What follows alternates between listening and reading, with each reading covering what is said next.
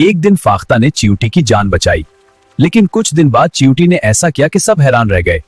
एक दिन एक छोटी सी चींटी दरिया के किनारे पानी पीने आई।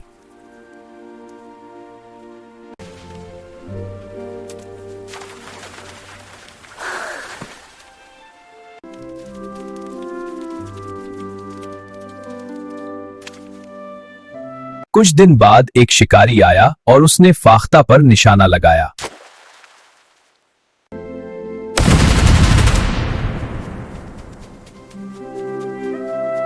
चींटी ने फौरन शिकारी के पांव पर काट लिया।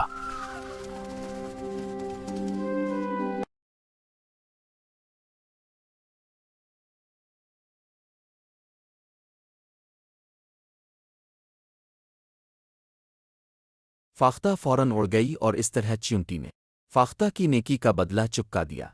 आपको ये वीडियो कैसी लगी कमेंट में ज़रूर बताएं।